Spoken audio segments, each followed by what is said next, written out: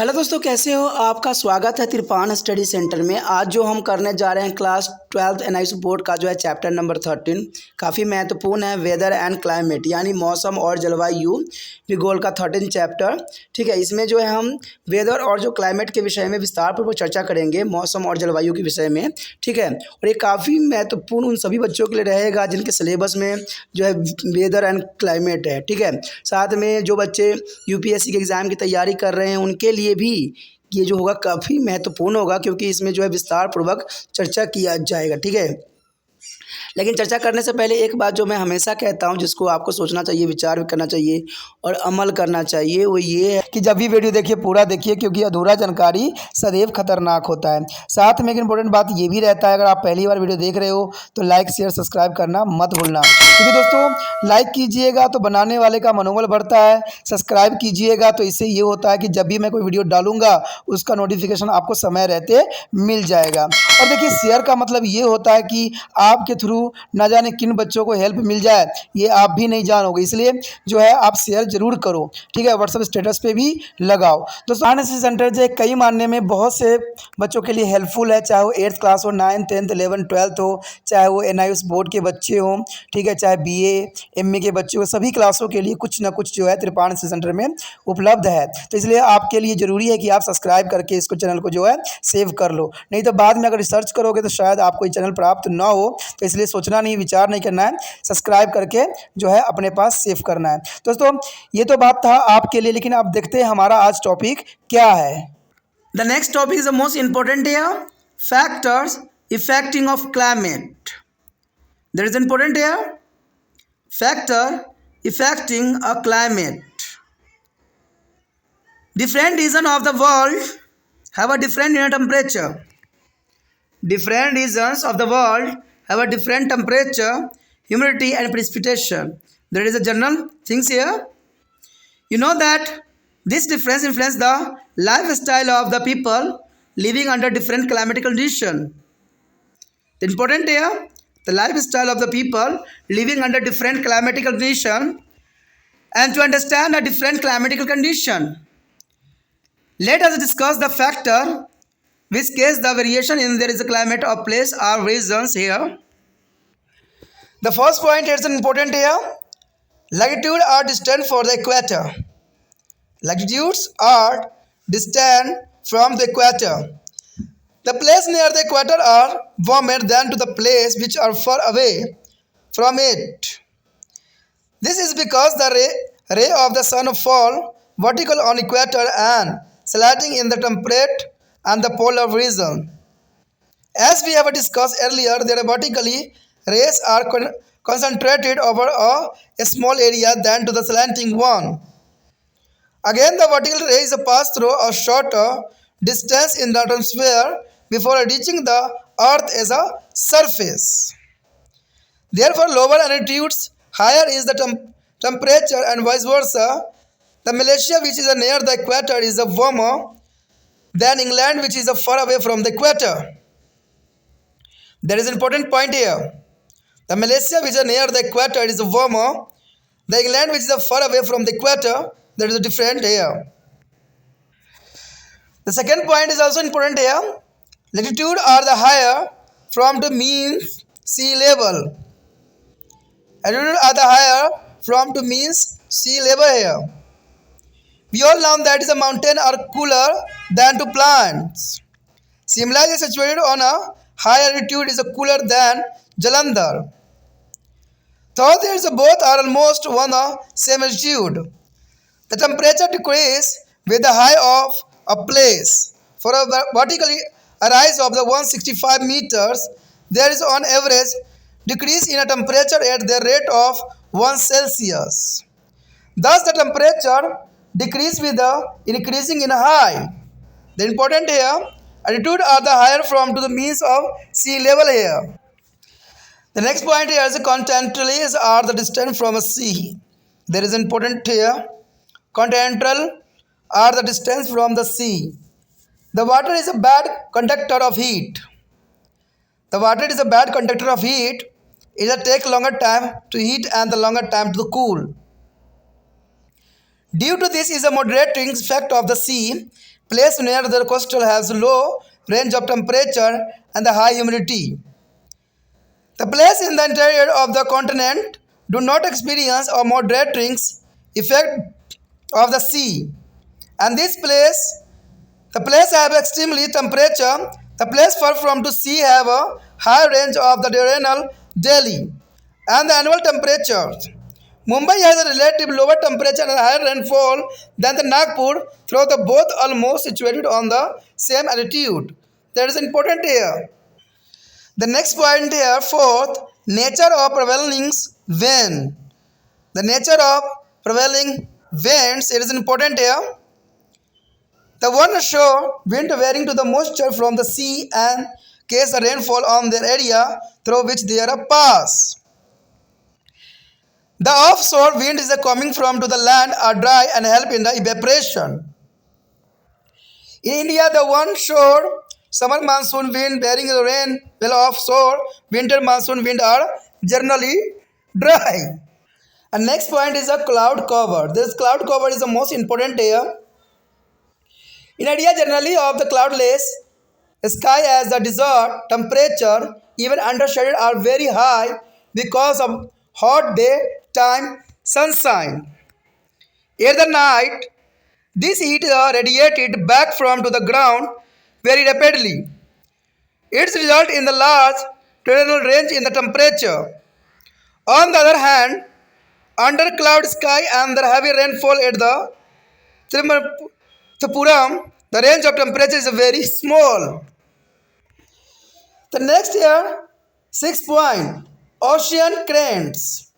The ocean water move from one place to other, partly as a attempt to be a equalize temperature and density of water. Ocean current are the larger movement of water usually from a place for a warm temperature to one of the cooler temperature, or vice versa. There are warm oceans current arise their temperature of the coastal and sometimes the varying rainfall will the cold currents. Lower their temperature and the create a fog near the coasts. For the wavings there is a nearby is a free form ice even in the winter due to the warm north Antarctica draft will be poured the Quebec and the Canadas. The remaining of frozen during the winter month. Due to the chilling effect of the cold Labrador's current is the spirit of the fact that the port Quebec is situated in a much lower altitude than the Portal Barres. The worst shore is the wind pass over to the worms currently carry to the warm air to be the interiors and the rise the temperature of their island area. Similarly, the winds blowing over to the cold current carry a cold air to be interior and create a fog and mist. The next here, direction of mountain chain. There is a most important point here. Direction of mountain chain.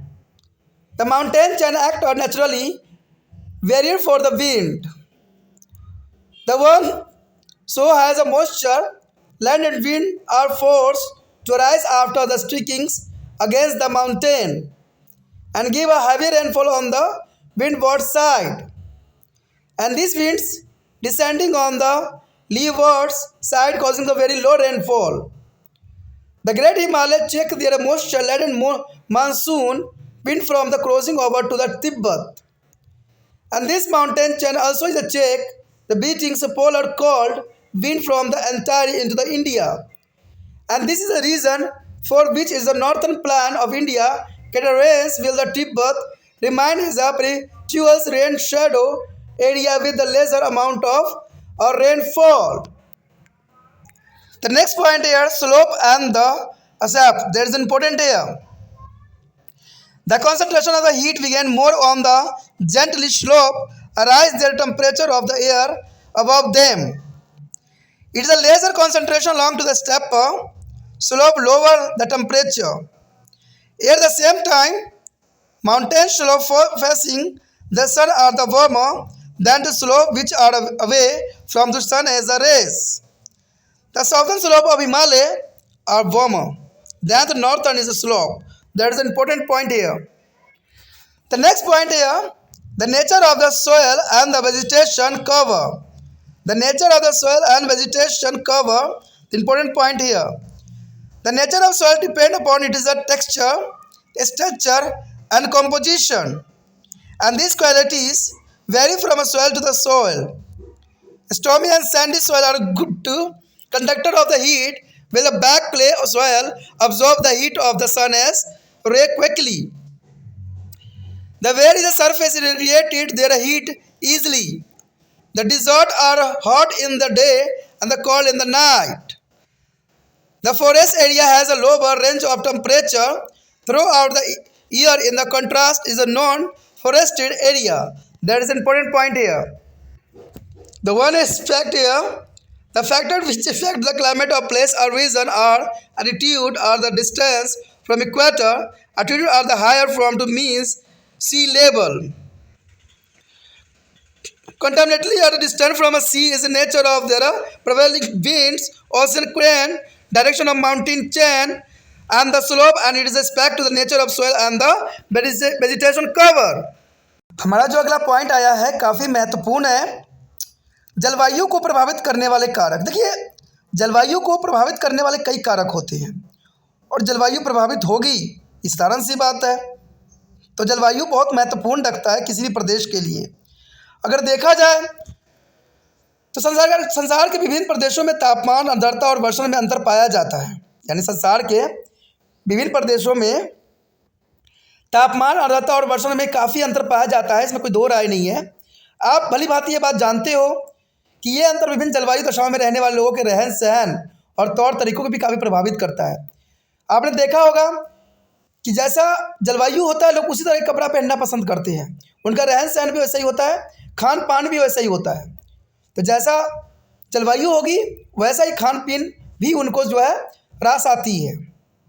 विभिन्न जलवायु दशाओं को समझने से पूर्व हमारे लिए ज़रूरी है कि हम उन सभी कारकों को जानें जो किसी स्थान प्रदेश को जलवायु काफ़ी प्रभावित करती है। तो ये काफ़ी इंटरेस्टिंग रहेगा हमारा कि हम उन सारे कारकों को जानना यहाँ पर हम जानेंगे जो जलवायु को प्रभावित करने के लिए उत्तरदायी होते हैं। तो चलिए देखते हैं पहला कारक कौन है। देखिए, हमारे समक्ष जो पहला कारक आता है वो है अक्षांश अथवा विषुववर्ती ध्रुव से दूरी, यानी अक्षांश अथवा विषुववर्ती वृत्त से दूरी, जो कि काफ़ी महत्वपूर्ण है। विषुववृत्त वृत्त के निकटवर्तीय स्थान दूरस्थ स्थानों की अपेक्षा अधिक गर्म होते हैं। विषुववर्त वृत्त की निकटवर्ती स्थान दूरस्थ स्थानों की अपेक्षा अधिक गर्म होते हैं और इसका प्रमुख कारण विषुववर्त वृत्त पर सूर्य किरणें हमेशा लगभग लंबवत पड़ती है। यानी देखा जाए तो इसका प्रमुख कारण जो है विषुववर्त वृत्त पर सूर्य किरणें हमेशा लगभग लंबवत पड़ती है। शीतोष्ण और ध्रुवीय कटबंधियों से सूर्य की किरणें तिरछी पड़ती है। यानी शीतोष्ण और ध्रुवीय कटबंधियों में जो है सूर्य की किरणें तिरछी पड़ती है। हम पहले पढ़ चुके हैं कि किसी भी क्षेत्र में लंबवत किरणों की तिरछी किरणें की अपेक्षा अधिक संकेंद्रिक होती है। यानी तिरछे किरणें की अपेक्षा अधिक संकेंद्रिक होती है और इसके अतिरिक्त तिरछे किरणें की अपेक्षा लंबवत किरणों की धरातल पर जो है पहुंचने में वायुमंडल की कम दूरी तय करनी पड़ती है। और यही कारण है कि निम्न अक्षांशों में उच्च अक्षांशों की अपेक्षा तापमान उच्च रहता है। यानी यही कारण है कि निम्न अक्षांशों में उच्च अक्षांशों की अपेक्षा तापमान ऊंचा रहता है। विषुववर्त वृत्त के निकट होने के कारण मलेशिया में इंग्लैंड विषुववर्त वृत्त के दूर की अपेक्षा अधिक गर्म पड़ती है। तो काफ़ी महत्वपूर्ण बात यहाँ पर पहले पॉइंट के अंतर्गत आती है। उसके पश्चात हमारे समक्ष है समुद्र तल की ऊंचाई। समुद्र तल की ऊंचाई भी कारक ऐसा है जो जलवायु काफ़ी प्रभावित करने के लिए पर्याप्त होता है। तो समुद्र के तल से ऊंचाई भी काफ़ी महत्वपूर्ण यहाँ पर अपना स्थान रखता है। हम सब जानते हैं कि पर्वत पर मैदान की अपेक्षा अधिक ठंडा रहती है। ये जनरल सी बात है कि आप जैसे इतनी ऊंचाई पर जाते जाओगे वहाँ पर आपको ठंड की मात्रा बढ़ती चली जाएगी। शिमला अधिक ऊंचाई पर स्थित होने के कारण ही जलंधर की अपेक्षा अधिक ठंडा है। यद्यपि दोनों नगर एक ही अक्षांश पर स्थित है। तापमान ऊंचाई बढ़ने के साथ घटता जाता है। तापमान ऊंचाई बढ़ने के साथ घटता जाता है और प्रत्येक 165 मीटर की ऊंचाई पर औसतन 1 सेल्सियस तापमान कम हो जाता है। यानी 165 मीटर की ऊंचाई पर औसतन 1 सेल्सियस जो है तापमान कम हो जाता है, जो कि काफ़ी महत्वपूर्ण बात आता है। और इस प्रकार ऊंचाई बढ़ने के साथ साथ तापमान निरंतर कम होता ही रहता है, यानी ऊंचाई बढ़ने के साथ साथ तापमान निरंतर कम होता ही रहता है। अगला पॉइंट जो हमारे लिए समक्ष है, महाद्वीपीय अथवा समुद्र से दूरी। कहते हैं जल बहुत देर में गर्म होता है और बहुत देर में ठंडा होता है, और समुद्र तट के निकटवर्ती स्थानों की जलवायु सम होती है। समुद्र के इस समकारी प्रभाव के कारण तट के निकट के स्थानों का ताप परिसर कम और आर्द्रता अधिक होती है। महाद्वीपों के आंतरिक भाग समुद्र के इस समकारी प्रभाव से वंचित रहते हैं। अंततः वहाँ ताप परिसर अधिक और आर्द्रता कम होती है। उदाहरणार्थ मुंबई नागपुर दोनों नगर जो है लगभग एक ही अक्षांश पर स्थित है, परंतु समुद्र के प्रभाव के कारण मुंबई में नागपुर की अपेक्षा नीचे तापमान रहते हैं और अधिक वर्षा भी होती है। तो आप समझ गए कि एक अक्षांश में होने के कारण, समुद्री दशाओं के कारण इनके तापमान में काफ़ी भिन्नता देखने को मिल जाता है। उसके पश्चात हमारे समक्ष है प्रचलित पवनों का स्वरूप। प्रचलित पवनों का स्वरूप। समुद्र की ओर से आने वाले पवने अभितट पवने नमी से युक्त होती है। समुद्र की ओर से आने वाली पवने अभितट पवने नमी से काफ़ी युक्त होती है और वे अपने मार्ग में पड़ने वाले क्षेत्रों में वर्षा करती है, यानी अपने मार्ग में पड़ने वाले क्षेत्रों में वर्षा करती है। महाद्वीपों के आंतरिक भागों से समुद्र की ओर आने वाली पवने अब तट पवने या शुष्क होती है और वह वशीकरण से सहायक भी होती है। भारत में ग्रीष्मकालीन मानसून पवने समुद्र से ही आती है, यानी भारत में ग्रीष्मकालीन मानसून पवने समुद्र से ही आती है। अंततः वह देश के अधिकांश क्षेत्र में वर्षा करती है, यानी वह देश के अधिकांश क्षेत्र में वर्षा करती है। इसके विपरीत शीतकालीन मानसून पवने स्थल भाग से आने के कारण सामान्यतः शुष्क होती है। तो ये काफ़ी महत्वपूर्ण बात यहाँ पर आ जाती है। अगला पॉइंट जो हमारे समक्ष आया है, मेघाच्छादन। मेघाच्छादन बहुत इंपॉर्टेंट है। मेघ विभिन्न मरुस्थलीय भागों में दिन के समय वायु के अधिकतम यानी अत्यधिक गर्म होने के कारण छाया में भी उच्च तापमान पाए जाते हैं। यानी देखा जाए तो मरुस्थल भागों में दिन के समय भी वायु के अत्यधिक गर्म होने के कारण छाया में भी उच्च तापमान पाया जाता है, और रात के समय यह गर्मी धरातल द्वारा शीघ्र विकृत हो जाती है। अंततः मरुस्थल में दैनिक तापमान परिसर अधिक होती है, और इसके विपरीत बादलों से घिरे आकाश और भारी वर्षा के कारण त्रिपुरम में ताप जो है परिसर बहुत ही कम होता है। तो इतना डिफरेंस भारत में ही देखने को मिल सकता है। उसके पश्चात हमारे समक्ष है समुद्री धाराएं। समुद्री धाराएं काफ़ी महत्वपूर्ण है। समुद्री जल में तापमान और घनत्व की समानताएं बनाए रखने में समुद्र का जल एक स्थान से दूसरे स्थान को सदैव गतिमान रहता है। यानी समुद्री जल में तापमान और घनत्व की समानता बनाए रखने में समुद्र का जल एक स्थान से दूसरे स्थान को गतिमान रहता है। समुद्री धरातल जल की गतियाँ है जो उच्च तापमान से निम्न तापमान तथा निम्न तापमान से उच्च तापमान की ओर एक निश्चित दिशा में बहती है। यानी तापमान निम्न तापमान से जो है निम्न तापमान से उच्च तापमान की ओर निश्चित दिशा में बहती है। गर्म धाराएं तटवर्ती भागों के तापमान को बढ़ाकर कभी कभी वर्षा में सहायक भी करती है।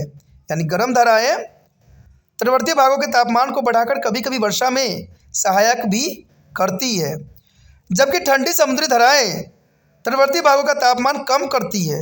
यानी ठंडी समुद्री धाराएं तटवर्ती भागों को तापमान को कम कर देती है और कोहरा उत्पन्न करती है। उत्तरी अंटार्कटिका महासागर में वर्जन नामक बंदरगाह जो है गर्म उत्तरी अंश महासागरीय प्रभाव के कारण जाड़े में बर्फ के जमने से बचा रहता है, जबकि कनाडा का क्यूल बंदरगाह जाड़े में ठंडी डोल धारा के प्रभाव में आकर जो है बर्फ में जम जाता है। तो काफ़ी महत्वपूर्ण है।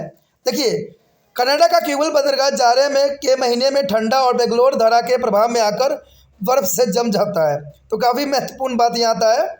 यद्यपि क्यूबेक बंदरगाह अपेक्षाकृत निम्न अक्षांशों में स्थित है। समुद्र की ओर से आने वाली पवन गर्म धाराओं के ऊपर से गुजरने वाले गर्म हो जाती है और आंतरिक भागों के तापमान को ऊंचा कर देती है, और इसी प्रकार जो है ठंडी धाराओं के ऊपर से गुजरने वाली पवनें ठंडी होकर आंतरिक भागों में तापमान को कम करके कोहरा और धुंध उत्पन्न करती है, जो कि काफ़ी महत्वपूर्ण बात यहाँ पर आती है। अगला पॉइंट जो काफ़ी महत्वपूर्ण है, पर्वतमालाओं की स्थिति। देखिए पर्वतमालाओं की स्थिति क्या होती है, ये काफ़ी महत्वपूर्ण बात यहाँ आता है कि पर्वतमालाओं की स्थिति कैसी होती है। पर्वतमालाएं हवाओं के रास्ते में प्राकृतिक अवरोध का कार्य करती है। अगर पर्वतमालाओं की बात करें तो हवाओं के रास्ते में प्राकृतिक अवरोध का काम करती है, इसलिए जो है दूसरे देशों से आने वाली ठंडी या गर्म हवाएं हमारे देश पे प्रभाव नहीं डाल पाती है, क्योंकि पर्वतमालाएं उसके जो है एक प्राकृतिक रुकावट के रूप में उपस्थित है। समुद्र के आने वाली पवनें गर्म मार्ग में पर्वतों को आने पर ऊपर चढ़ने की बाध्य भी कर देती है। यानी देखा जाए तो समुद्र की ओर से आने वाली पवनें मार्ग में पर्वतों के आने पर ऊपर चढ़ने को बाध्य कर देती है, और ऊपर चढ़ने पर तापमान गिर जाता है। ये तो आपको पता ही होगा कि तापमान जितना ऊपर ऊंचाई पे जाइएगा तापमान उतना कम होता चला जाता है, और पर्वत मुख्य ढलानों पर जो है भारी वर्षा करती है। फिर वह पर्वतों की दूसरी दिशा में नीचे उतरती है, जिसे हम पवनाभिमुख ढाल कहा जाता है। यानी जिसे हम पवनाभिमुख ढाल कहा जाता है। पवनाभिमुख ढाल वर्षा रहित होती है तथा जो है विश्व छाया प्रदेश कहा जाता है। महान हिमालय वाष्पयुक्त मानसूनी पवनों को जो है तिब्बत जाने में रुकावट पैदा करती है, और उत्तर की ओर आने वाली ठंडी हवाओं को भारत में आने से रोकती है। इसी कारण से भारत के उत्तरी मैदान में भारी वर्षा होती है, जबकि तिब्बत एक अस्थायी विशिष्ट छाया प्रदेश बना हुआ है, जो कि काफ़ी महत्वपूर्ण है। उसके पश्चात हमारे समक्ष भूमि का ढाल एवं अभिमुखता। भूमि का ढाल एवं अभिमुखता बहुत ही महत्वपूर्ण टॉपिक है। भूमि का ढाल एवं अभिमुखता। देखिए भूमि के मध्य ढाल पर सूर्य किरणें का जो है संकेतन तंत्र होने के कारण ऊपर की वायु का तापमान बढ़ जाता है, और तीव्र ढाल पर किरणों के फैलने के कारण तापमान कम हो जाता है, और इसके साथ ही सूर्य के अभिमुख पड़ने वाली पर्वतीय ढाल जो अभिमुख ढाल वाले क्षेत्र से अपेक्षित गर्म होते हैं। हिमालय पर्वतमाला के दक्षिण ढाल उत्तरी ढालों की अपेक्षा अधिक गर्म होती है। तो ये काफ़ी महत्वपूर्ण बात यहाँ पर आता है कि भूमि के मध्य ढाल पर सूर्य किरणें का संकेंद्रण होने के कारण ऊपर की ओर वायु का तापमान बढ़ जाता है, और तीव्र ढाल के किरणों को फैलने के कारण तापमान कम हो जाता है, और इसी के साथ ही सूर्य के प्रमुख पड़ने वाले पर्वतीय ढाल विमुख ढाल वाले क्षेत्र से अपेक्षाकृत गर्म होते हैं। हिमालय पर्वतमाला के दक्षिण ढाल उत्तरी ढालों की अपेक्षा अधिक गर्म होते हैं। उसके पश्चात हमारे समक्ष है मिट्टी की प्राकृतिक और वनस्पति आवरण। देखिए मिट्टी की प्राकृतिक कैसी है और वनस्पति आवरण कैसा होना चाहिए। कहते हैं मिट्टी का गठन, संरचना एवं संगठन उसकी प्राकृति को बताते हैं। यानी मिट्टी के गठन, संरचना एवं संगठन उसकी प्राकृति को बताते हैं, और ये गुण अलग अलग मिट्टियों में बदलते रहते हैं। यानी ये गुण जो है अलग अलग मिट्टियों में बदलते रहते हैं। पथरीली या रेतीली मिट्टी गर्मियों की सुचालक होती है। पथरीली या रेतीली मिट्टी जो है गर्मी के सुचालक होती है, जबकि काली चिकनी मिट्टी गर्मी के जो है जल्दी सोख लेती है। यानी काली मिट्टी जो है, चिकनी मिट्टी गर्मी को बहुत जल्दी सोख लेती है। वनस्पति विहीन मिट्टियों से विकिरण तेजी से होता है। यानी वनस्पति विहीन, ये तो जनरल सी बात है, पेड़ पौधे नहीं होंगे तो वहाँ पर विकिरण जो है बहुत काफ़ी तेज़ी से जो है मिट्टी को सोखेगा। अंततः मरुस्थल दिन में गर्म और रात में ठंडे होते हैं। वन विहीन क्षेत्रों की तुलना में वनों से ढके क्षेत्रों में तापमान परिसर काफ़ी कम होता है।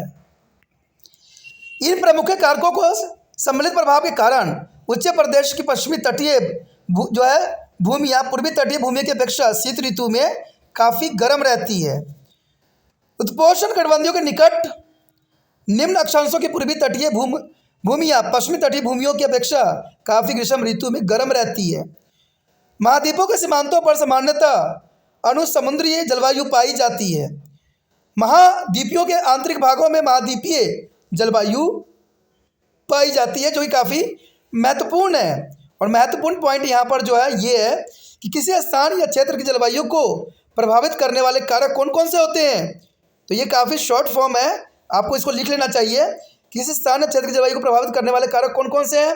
अक्षांश या विषुवत वृत्त से दूरी, समुद्र तट की ऊंचाई, महाद्वीपीय समुद्री से दूरी, प्रचलित पवनों का स्वरूप, मेघाच्छादन, समुद्री धाराएं, पर्वतमालाओं की स्थिति, भूमि का ढाल एवं प्रमुखता, मिट्टी की प्राकृतिक और वनस्पति की आवरण। तो ये काफ़ी महत्वपूर्ण यहाँ पर टॉपिक था, जो जरूरी था एग्जाम व्यू से।